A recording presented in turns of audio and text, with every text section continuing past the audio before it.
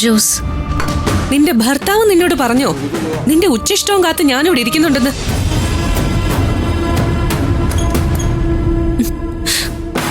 ഞാൻ ഇവിടെ വന്നത് നിനക്കോ സൂര്യക്കോ ഇവിടെ ഉള്ളവർക്കോ ഇഷ്ടപ്പെട്ടിട്ടില്ല എന്ന് എനിക്കറിയാം. പക്ഷെ പത്നിയാണ്ടി പറയുന്ന കാലത്തോളം ഞാൻ ഇവിടെ ഉണ്ടാവും. എനിക്കതൊന്നും അറിയണ്ട മാഡം.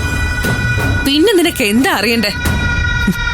ഓ, അപ്പുറത്തെ മുറിയിൽ സൂര്യ ഇരിക്കേണ്ട ചെയറിൽ നിന്നെ കൊണ്ട് നിർത്തിയിട്ടുണ്ടല്ലോ. എന്തിനാ? മിത്രയേക്കാൾ ഒട്ടും താഴെയല്ല നീ എന്ന് ബോധ്യപ്പെടുത്താൻ. അതെങ്ങനെയാടി ഞാനും നീയും ഒപ്പത്തിനൊപ്പം ആവുന്നത്?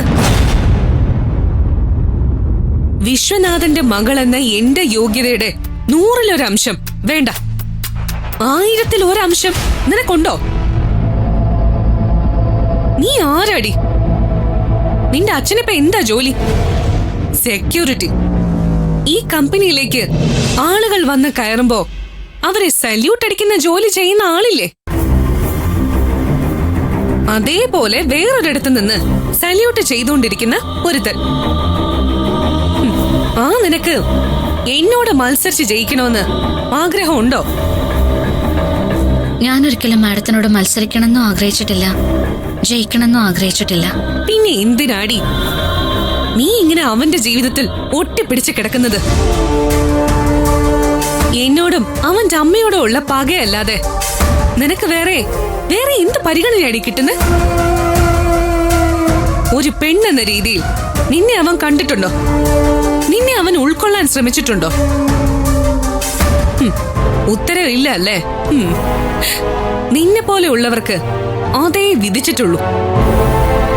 നീ അവന്റെ ഭാര്യയല്ലെന്നും ഭാര്യയായിട്ട് അഭിനയിക്കുകയാണെന്നും നിന്റെ അച്ഛനും വീട്ടുകാർക്കും ഭംഗിയായിട്ട് അറിയാം.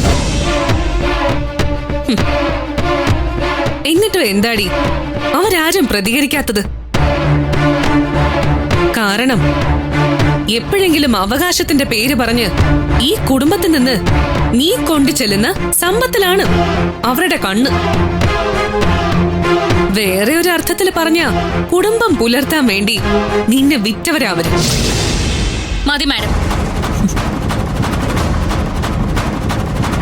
മാഡം എന്നോട് നല്ല രീതിയിൽ പെരുമാറാൻ തുടങ്ങിയപ്പോ തിരിച്ച് ഞാനും അതുപോലെ പെരുമാറാൻ തുടങ്ങിയിട്ടുണ്ട്. ഇപ്പോ സൂര്യ സാർ മാഡത്തിനെതിരായി സംസാരിക്കുമ്പോ അത് പാടില്ലെന്ന് ഞാൻ വിലക്കിയിട്ടുണ്ട്. എന്ന് കരുതി എന്റെ കുടുംബത്തിന് ഈ സംസാരത്തിൽ വലിച്ചഴക്കേണ്ട. മാഡം ഇപ്പൊ എന്താ പറഞ്ഞേ? സൂര്യ സാറിന്റെ വീട്ടിൽ നിന്ന് കിട്ടുന്ന ചില്ലി കാശിന് വേണ്ടി എന്റെ കുടുംബം എന്നെ വിറ്റിരിക്കാന്ന് അല്ലേ? അങ്ങനെയാണെങ്കിൽ ഞാനൊന്ന് ചോദിക്കട്ടെ മാഡം.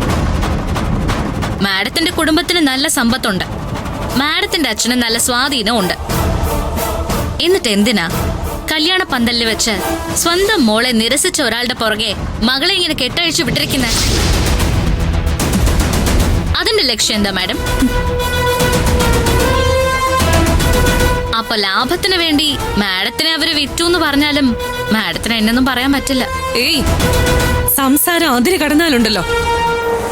അതിര് കടന്ന ഞാനല്ല, മാഡമാ. കരഞ്ഞും സഹിച്ചും എനിക്കൊരുപാട് പരിചയമുണ്ട്.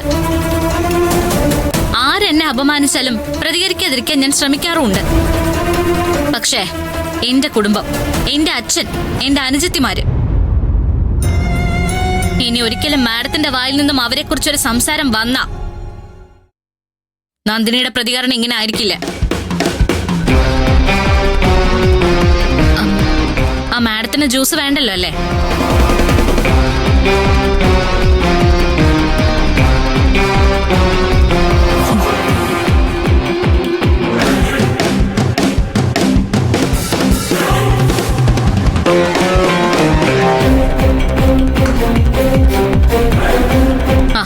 മാഡം ഇത് വേണ്ടെന്ന് പറഞ്ഞത് അവകാശം ഇല്ലാത്തോണ്ടാ.